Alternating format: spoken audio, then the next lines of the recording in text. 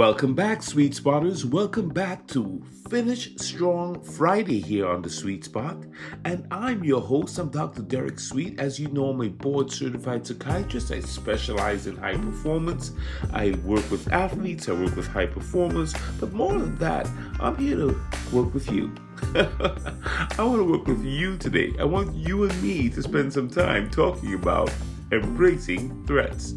That's what we've been doing all week, and we've been having a great time doing it. We've learned so much about the internal power that we have, all the ways that we have inside of us to be able to handle threats as they come at us. We can't always stop the threat, but we can manage it. You know, I was talking with my mom the other day, and she said this to me. She said, sometimes you can't stop the waves, but you can certainly learn to surf. And I think that's just powerful. Learning how to surf the waves, that's what managing threats are all about. And in some ways, that's how you finish strong. So today I want to have a real talk about what it means to finish strong, especially when life throws you a tidal wave or the finish line just feels so out of reach. You know, finishing strong isn't always about crossing some big shiny finish line. Sometimes it's about just putting one foot in front of the other when you don't feel like it. Let's unpack that together today. So you know I always like to talk about neuroscience, so here's something cool about the brain.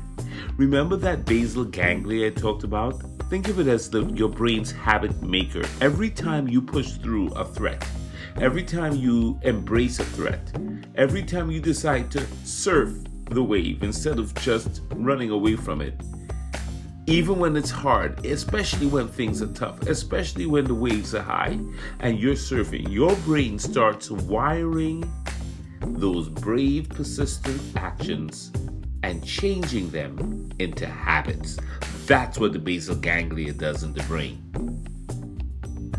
And remember the anterior cingulate cortex, the dorsal anterior cingulate cortex? I mentioned that, the ACC. That's the kind of that's the part of your brain that's kind of like an effort tracker. It helps you stay focused and motivated. It's especially when the going gets tough. So every small step you take, you have this center in your brain, this ACC, this anterior cingulate cortex, that allows your brain to notice when you're taking action, when you're embracing threat, when you're surfing the waves, when you've turned to face it. Your brain notices this, and it rewards you with a hit of dopamine, the pleasure neurotransmitter, the feel-good chemical, the one that tells you, hey, you're doing great. So when you are facing threats, my friends, the basal ganglia and the anterior cingulate cortex in your brain, they begin to hum. And they begin to help you secrete dopamine, and you feel good. And that's powerful. You are fearfully and wonderfully made. You're powerful. And guess what? The ancient wisdom backs this up. The neuroplasticity I just talked about, the brain rewarding itself and rewiring itself, it's mentioned. Even in Buddhism, as far if you want to go there, a candle lights another candle, the quote goes, and flames of determination spread eternally. That's from ancient Buddhism and ancient Buddhist wisdom. The candle lighting the other candle. The flame of determination spreading eternally. What I love about that is that it's not just about one big win.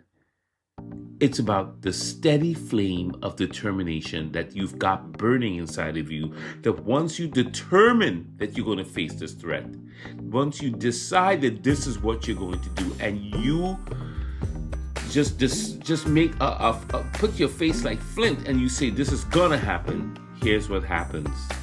Your brain, combined with the ancient wisdom inside of you, the understanding that the race is not for the swift, but for the one who endures to the end. The recognition that greater is that which is in me than that anything that's in the world. Yeah. Remember, the ancient wisdom knows, it always knows, the idea of falling down 7, but always rising, as it says in Proverbs. The notion that endurance is one of the most difficult disciplines, but to the one who endures, final victory comes. So perseverance is also at play, not just determination, perseverance, sticking with it, even when you don't see the finish line yet. And since this is Finish Strong Friday, here's the good news.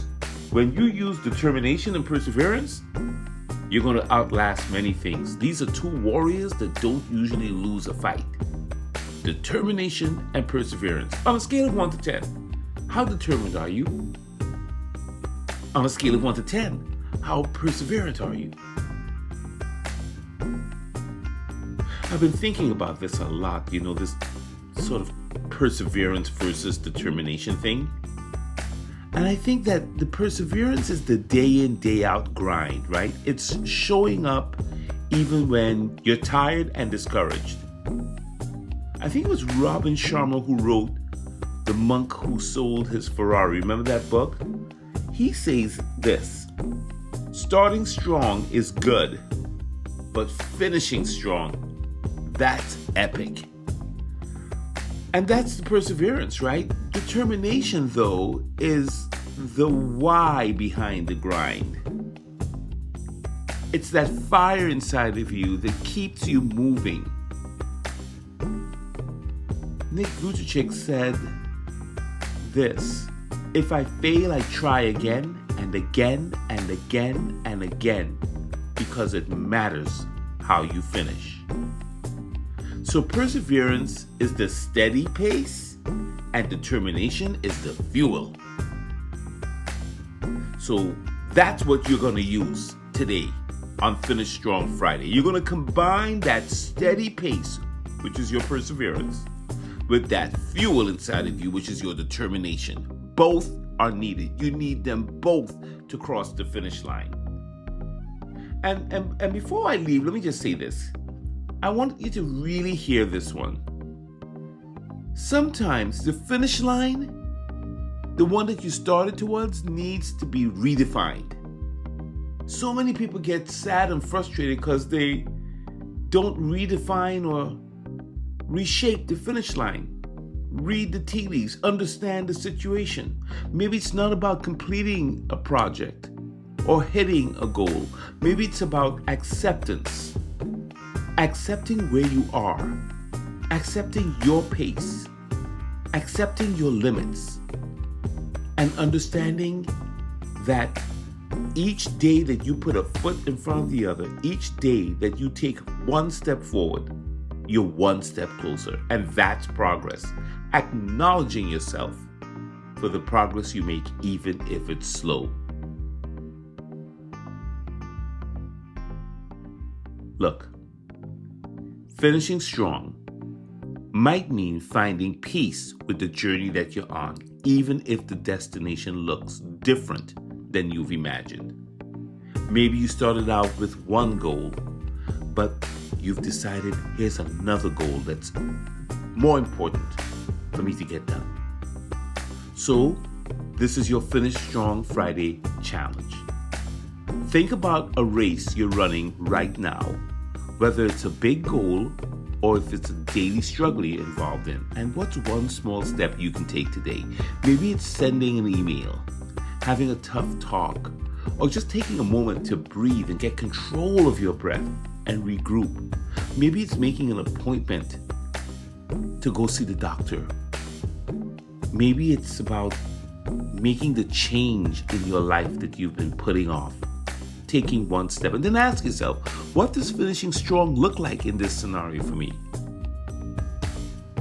Is it completion? Is it acceptance? Or is it just showing up? One of those has got to work for you. So I'd love to hear your story. I'd love to hear what happened for you. Make sure you hit me up here on YouTube, in the comments. And if you like what you're hearing today about finishing strong, about using determination and perseverance and being able to morph the finish line and to look at having peace with the journey, make sure you subscribe and you share it. And remember, my friends, the one who perseveres is the one who conquers. Start strong, stay strong, and finish strong by remembering why you started in the first place. That's from Andy Andrews, best-selling author. All right, now, this is Dr. Derek Sweet. Thank you so much, Sweet Spotters, for hanging in here with me all week long on Embracing Threats. I hope you found this useful. I know I've enjoyed interacting with you. So let's do this. I'm with you all the way, and I want you to know I really believe in you. I believe in you, and I don't know what threat you're facing, but I want you to know I'm with you. I'm on your side, and I know that you can handle this. And more than that, I know that if you and God combine, you will get through it. Love and blessings. This is Dr. Sweet. I'm out. Oh, by the way, don't forget to join me tomorrow for Self-Care Saturday. Sometimes the best way to handle a threat is to take care of ourselves first.